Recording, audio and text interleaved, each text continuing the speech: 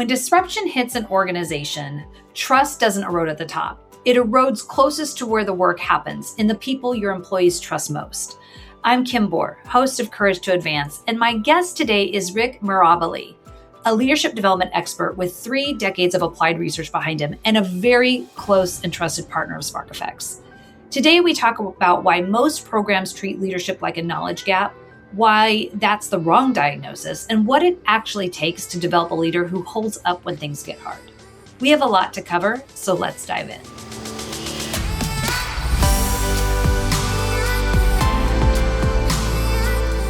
Rick, welcome to Courage to Advance. Thanks, Kim. Very happy to be here with you today. Well, and I'm thrilled to be having this conversation with you. So tell us a little bit about your leadership journey and what has drawn you to this work. You know, it started probably when I was in undergraduate school, and I had my first intro to psychology class, and I got fascinated with why do people do what they do? What is it that sort of motivates and what's behind behavior? And that intrigue just kept me going down that path. And then through a series of different jobs, I assumed more and more responsibility like lots of people do. And I was actually in grad school in a clinical psychology program. I thought I wanted to be a therapist, and that was my way of helping people. But I found out pretty early that was very limiting for me, and I wanted to have a much bigger impact on more people than just sort of one at a time. And so I transferred into the organizational psychology program. And from there, I began to do workshops and facilitate things and do some training in addition to the studying. And then again, various roles in different company situations. The leadership role began to grow and grow. So I got deeply immersed in studying leadership. I mean, I don't know if you know this, but in the field of organizational behavior, there's been more written about and researched on leadership than any other single topic. I mean, there's so much out there. Yeah.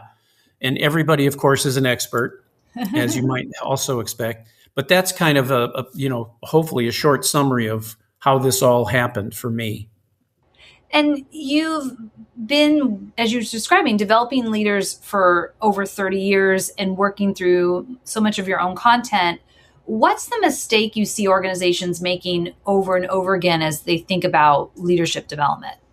I would put it in these words, Kim. I think it's the single shot approach, meaning I think organizations believe with good intention that if we do this one thing, like we put people through a training program or we send them off for a week, that in and of itself is going to matter and make a difference. And sometimes it does. But I think one of the reasons that so-called training kind of gets a bad rap is because organizations don't do all of the supporting things around it that would result in reinforcement of what it is they're actually trying to do. So somebody goes through a program, doesn't matter how long or how short it is, and then right away it's business as usual. Right. So things like their boss probably doesn't have any idea what they did or what they were exposed to. Mm-hmm. They're probably learned a new language of sorts or a new framework or a model, and their boss doesn't know about that. And then there's nothing intentionally done to reinforce maybe these new practice behaviors that the person is trying to demonstrate. Mm-hmm. And I think that's one of the reasons why conventional wisdom says 10% of what people learn is through a training program. And I would argue if companies actually looked at this systemically and put all of those supporting mechanisms in place, that number would go up. I agree with you. And I think that's one of the biggest challenges, right? Is how do people, it's a behavioral change opportunity when they're going through these types of leadership development trainings, if you will. And yet we don't give the space for behavioral change to happen when we just jump right back in. And those old behaviors that we were maybe wanting to change by going through an opportunity for development is just re-triggered again. Yeah. We reinforce the stuff that is the old stuff that we're used to.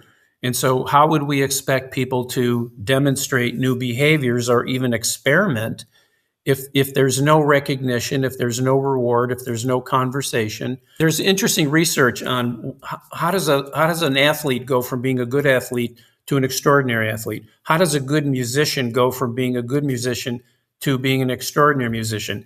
And besides, there has to be some fundamental level of talent, of course. Mhm. It's practice. It It's is. practice. It's over and over and over again and doing these things. I mean, I love to use the Michael Jordan example. Jordan talks about he was successful because 10,000 times he failed to hit his shot. Exactly. I mean, it's so like, okay, here we go. Obviously the guy had enormous talent, but he will tell you that it was the practice, the over and over again, that really separated him from other people. Well, and it makes sense because if we're not practicing it, we're not getting those behaviors changed. That's right. That's right. So we are embarking on a really exciting opportunity with some of your work around leadership development. And I would love for you to talk a little bit about these 16 modules that you created as part of the leadership development series and why you found those to be relevant to what leaders need today. Just give us a little bit of a sense of what that is for you. I draw upon not just my academic training, which is certainly a part of this, but it's been probably more than anything else my career. I would describe my career as a jungle gym career, meaning, I've been in academia, I've been in the corporate world, I've been in startups and consulting roles. So that perspective has, I think, informed me about what are those things that actually make a difference to leaders? What are the subject areas, the topic areas that actually are repetitive over and over and over again? Yeah, there's new stuff out there like AI, of course. But if you look at the history of leadership development, the research that's been done, what differentiates extraordinary leaders from average leaders, it's a lot of the same stuff we've seen over and over.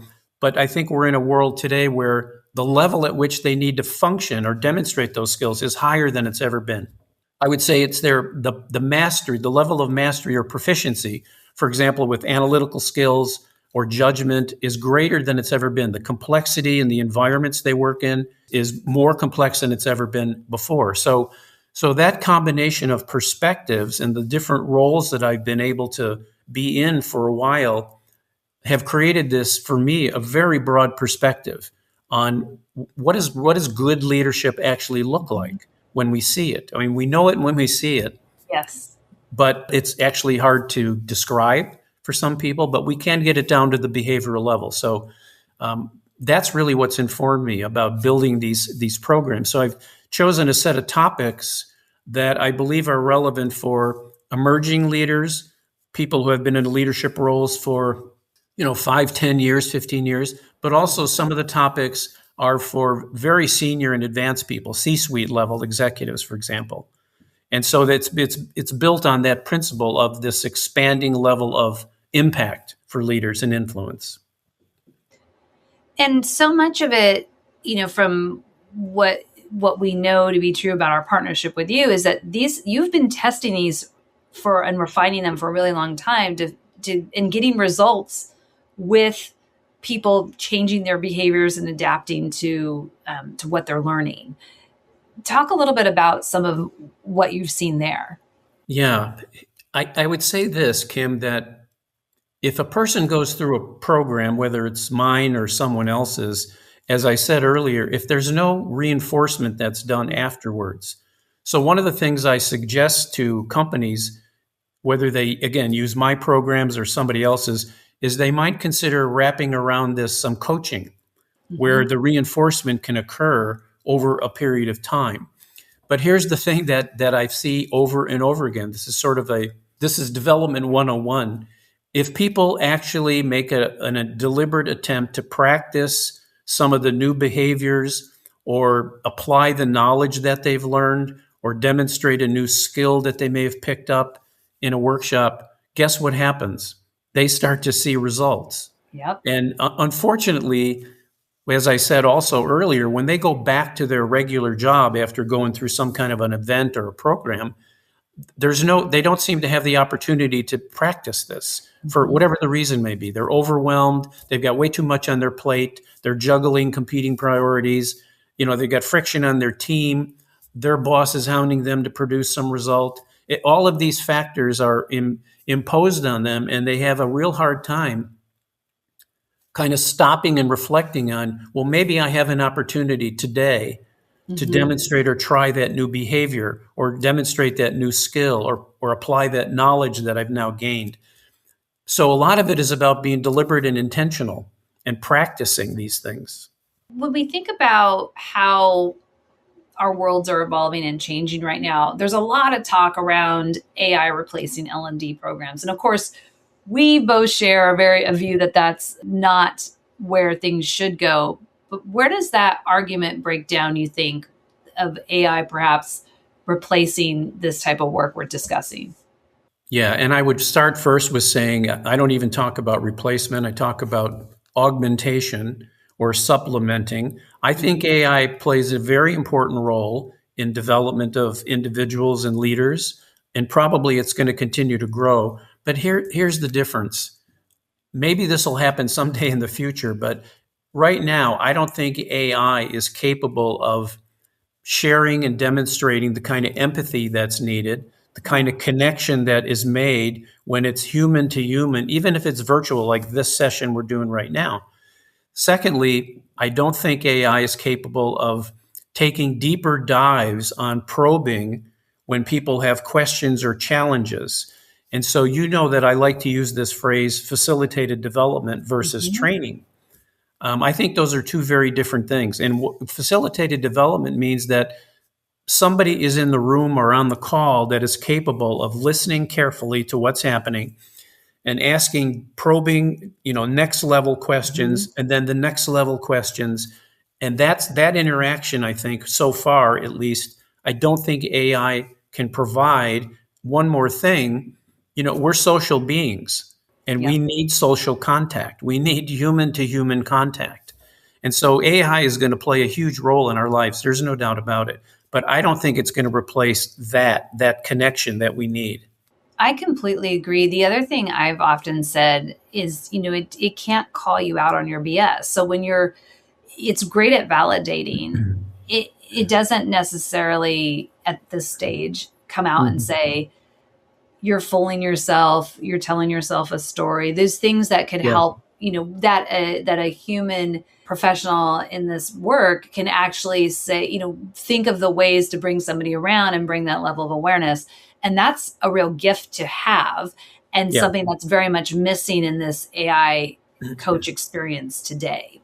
I was in a webinar a couple of weeks ago with an expert in AI, and this is the way he described this to me. So I'm going to try to paraphrase. He said, when you ask AI a question, for example, if it's ChatGPT or whatever it is, it goes out into the universe and it looks at everything that's ever been written or talked about with that subject.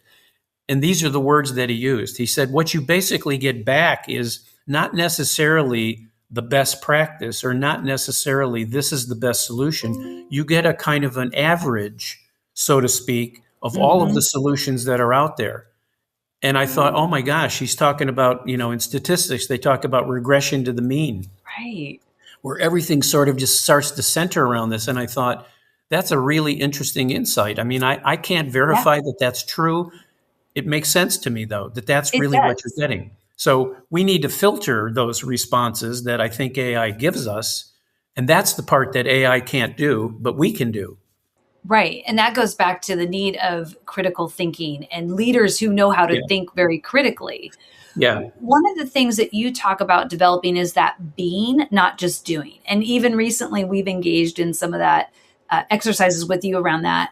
Can you share more about what that means and some examples of how that might look like?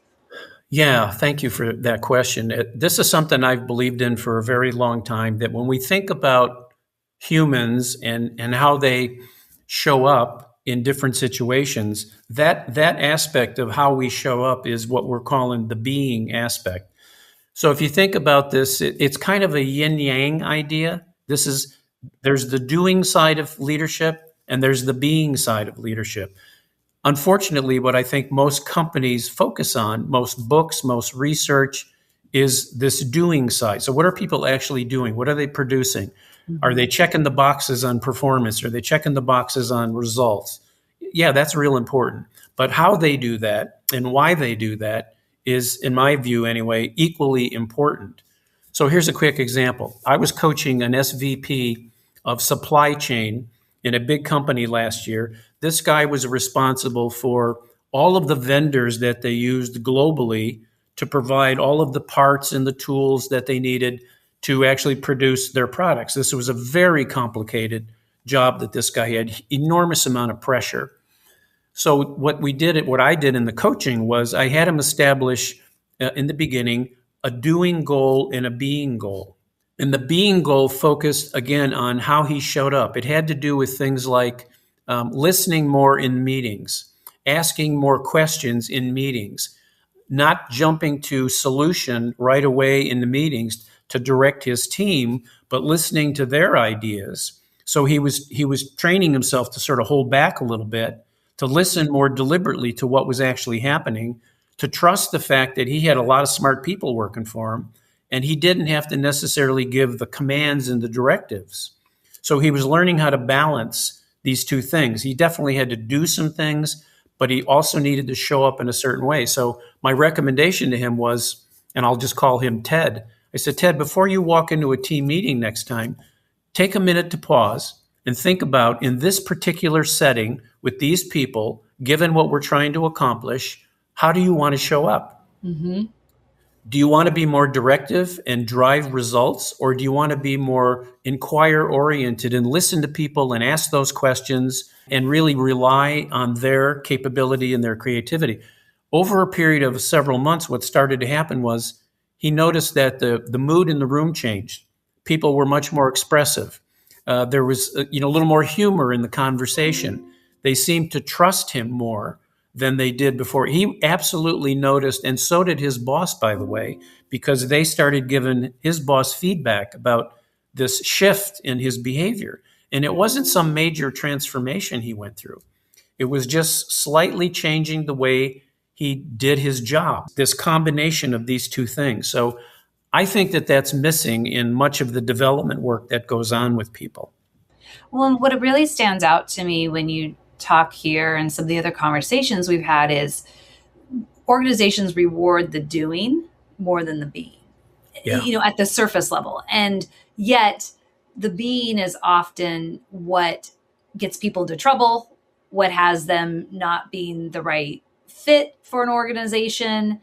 And we've come to understand it as it's well beyond soft skills anymore. I think you said something the other day around it being much more of I can't remember the exact term you used, but there's a different sense of, it's this requirement of completion around who you show up as your role to be really effective in the doing side of work. But if you look at the reasons why people are terminated from jobs, the vast majority of people are terminated not because they don't have technical or functional or domain expertise. We know whether it's marketing or finance or engineering or HR. I mean, sometimes that's true, but they got to those positions because they have certain competence.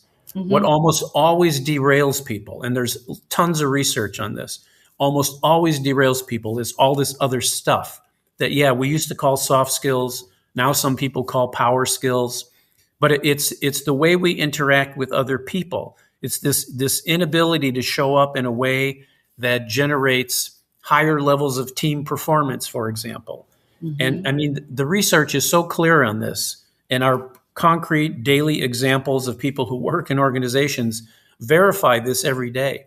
And yet, you're right, people definitely get rewarded for the so-called doing part of the job. There's an interesting article that was written a couple of years ago. It's called, Are You Doing Leadership or Are You Being a Leader? It's this exact idea of this combination of these two things. Are you doing leadership or are you being a leader? I thought, what a great way to say that. That is a great way to say that. I really like that. I think that's something that hopefully will stick with our listeners too, because that is a real differentiator when you sit and think about it. Yeah. One of the things that, as you know, we did a state of the organizational trust, looking at what's going on inside organizations today with all the many disruptions that are happening. And one of the things that we found was that 71% of employees had experienced a disruption, whether that was personal or professional, in the last 24 months. What we also saw was that how it was handled made all the difference. Especially when we think about it from a leader level, trust fractured the most significantly between a leader and their direct reports, regardless of where they were in that organization. So when you hear that type of data that we have, what does that finding mean for leaders who are really responsible for building trust within their teams? And what are some of those skill sets that are needed? Because it feels like this is a big gap and it's not being looked at in the way that it really needs to be. I'm really fascinated by this subject. But when you think about trust and what it does to people's behavior, I was thinking about this morning, and I'm going to use this, what's going to sound like a crazy example. And everybody's had this experience. Think about when you're driving a car and you're on a 2-lane road and there's a yellow line separating you two. Most of us are driving along believing and trusting that the people on the other side of the yellow line are going to stay on that side. So what happens is there's this sense of comfort that starts to take over a little bit. But imagine if you've ever had the experience of somebody veering over on the other side of the yellow line. It triggers a physiological reaction. It triggers a psychological reaction. All of a sudden, you don't feel safe. You're out of your comfort zone. You grab the wheel and you're tighter on it because the trust that you had that people are going to stay on that side is now deteriorated. So in the context of an organization, when people start trusting their bosses less, what's really happening? Their level of comfort is changing. Their level of security is changing. Their level of predictability about what might come next is changing. And that's disruption. That's a psychological process that's going on.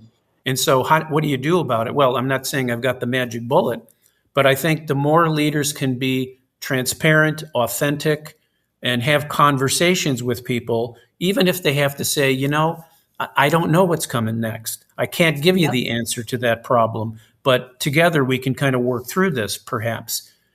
People want to feel, I believe, what people want to feel among many things in organizations is this sense of safety, is this sense of predictability, is this sense of comfort. And so when disruption occurs, all of a sudden, all of those things are kind of, they fall apart. And it's pretty hard to put that back together. I don't know if that answers the question. It does. Well, it does. And one of the things that was fascinating about what we found that aligns so well with this leadership development work that you are bringing forward through us is, we saw we see this in the organizations we work with too, right? Leaders will say, well, we absolutely trust as a factor. Maybe it's one of our core values. We share all of that. And yet there's this really interesting disassociation with the actions we take that are eroding trust. And we can tell the difference between really high trust organizations and low trust organizations, which it's all around what leaders are doing. But there's literally these particular behaviors, and it is so much of what you've described, the difference between the being and the doing, and how we think around what does it mean to communicate and how does it mean to connect with people. And we've isolated very specific interventions, if you will. What I think is so fascinating is that it's such a key pillar.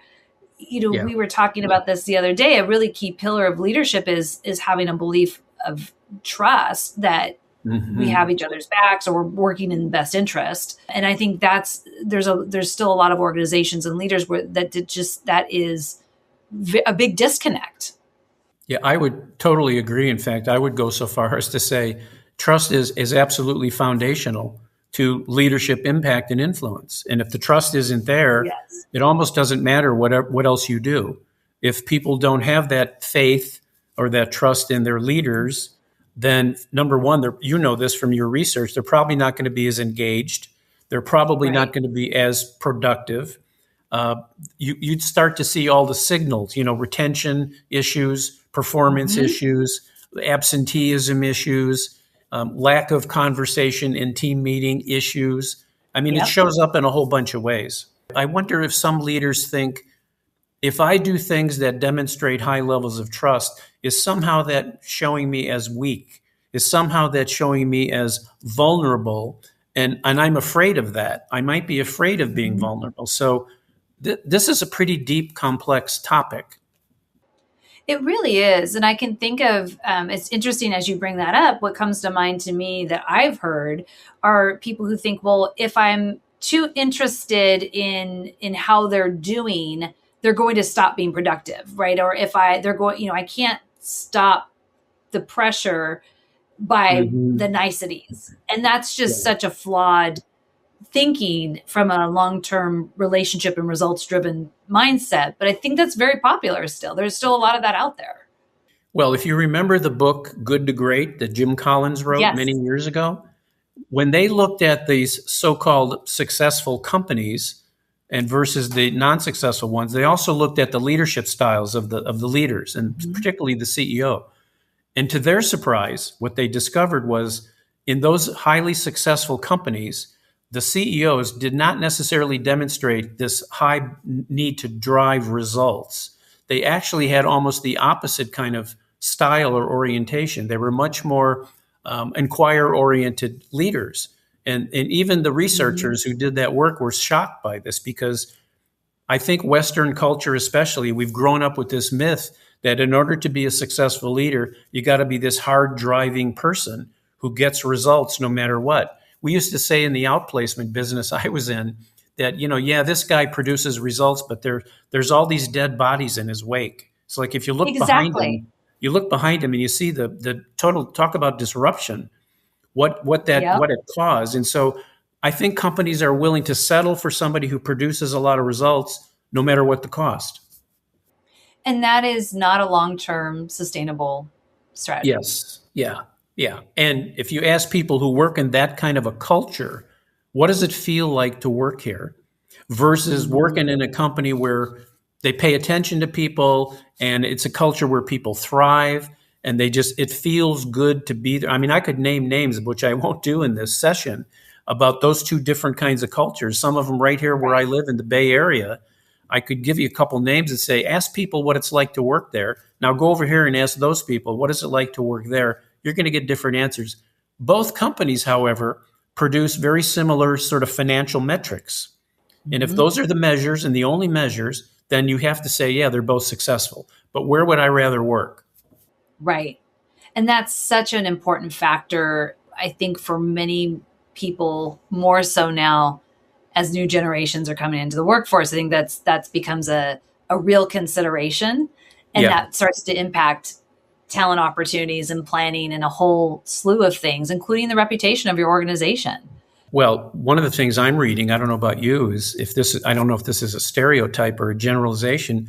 The younger generations are not willing to tolerate this. As Correct. people, I'll Yes. say, in my generation were much more willing to tolerate that kind of nonsense because that's what we thought we had to do. But I really admire the fact that they're standing up in many cases to say, I'm not willing to do this, or I'm not willing to Exactly. work in a place like this.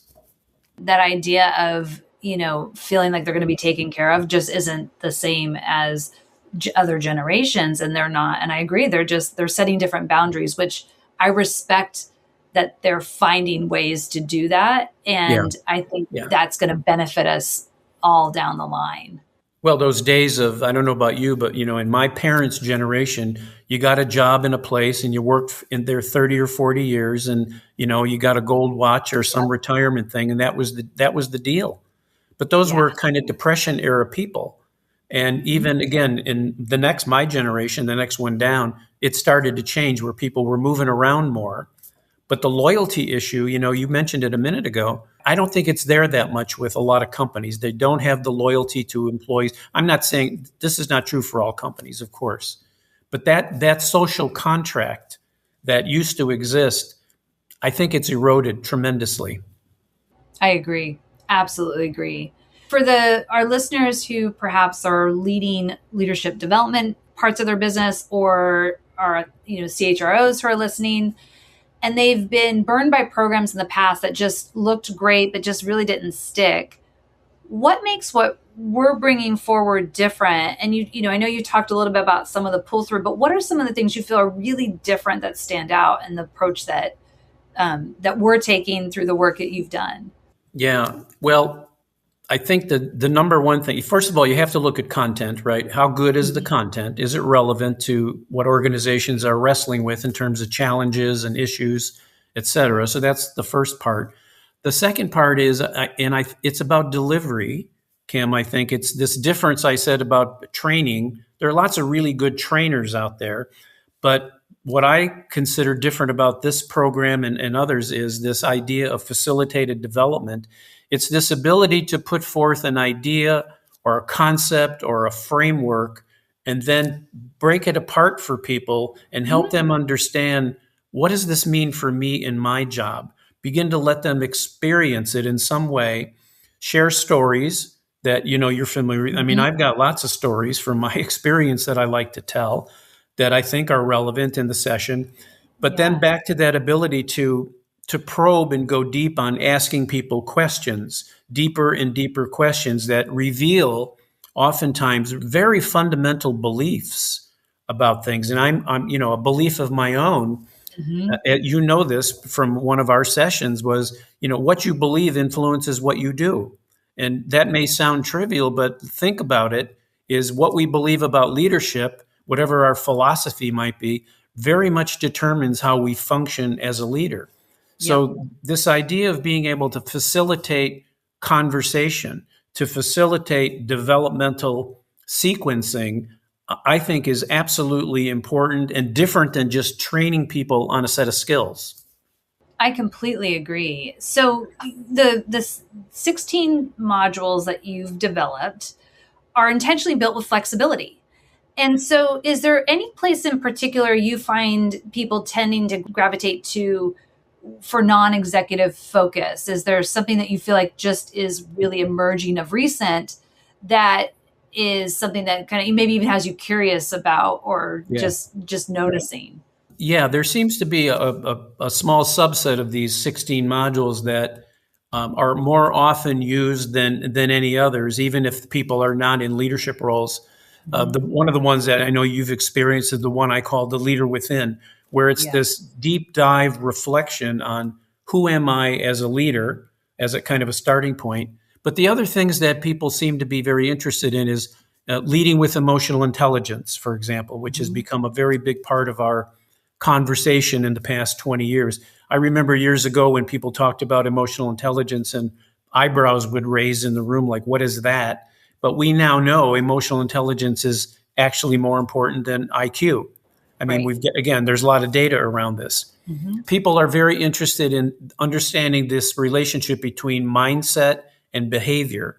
And so that is a pretty popular topic, I'll call it that. How do you build a high-performance team? I think there's a lot of misconceptions about what we call everything a team. As long as it's 2 or 3 people, we call it a team. But if you look at the research literature, that's actually not a team at all. Teams have specific characteristics. So it's those kind of things that people seem to gravitate towards. And sometimes they like I'll call these a little more sexy topics. Like one of the topics is called anticipatory leadership, which is exactly what it sounds like. It's developing the ability to anticipate what might happen. It's sort of based on the notion of scenario planning, which was very popular many, many years ago. But it takes it to a different level about how to look at what's going on, how to scan the environment, and try to develop systemic thinking.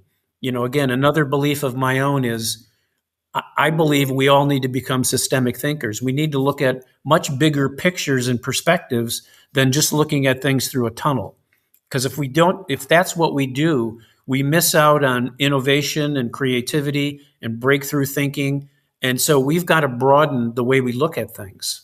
And I think, just that recent experience of the leader within was really powerful for our own organization and felt like a really important starting place for us as leaders as well. Yeah.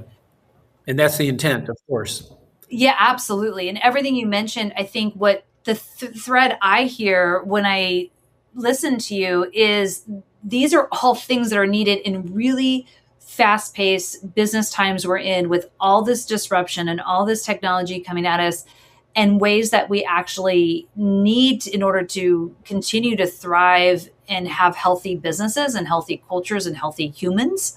And I feel like those are all things that we need everybody investing in. Feeling like a void that might be existing that we need to somehow fill.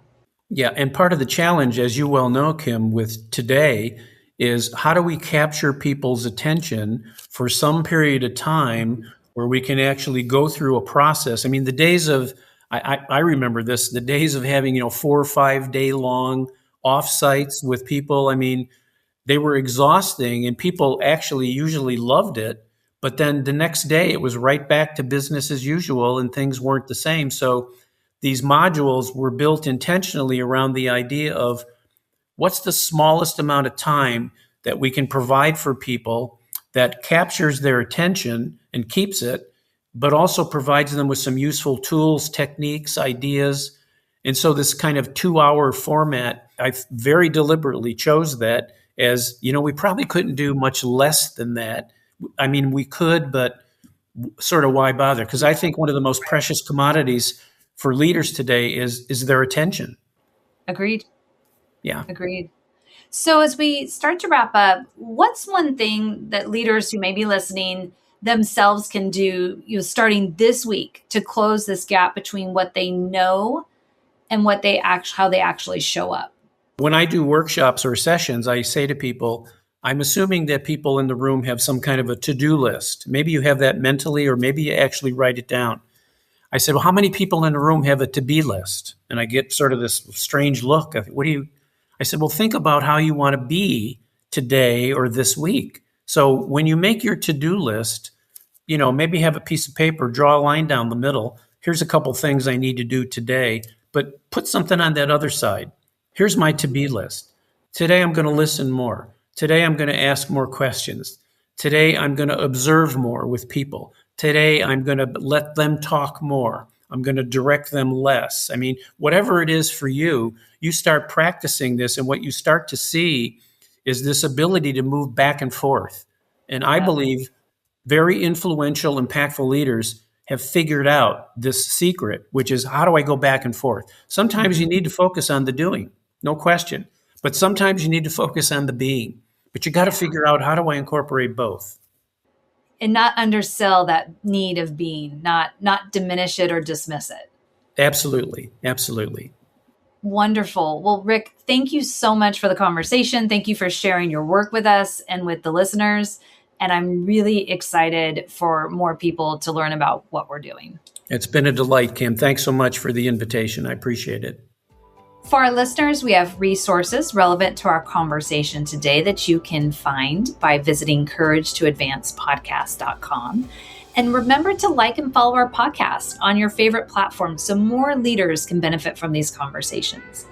Thank you for tuning in to this episode of Courage to Advance, where transformative leadership isn't about having all the answers. It's about having the courage to find them.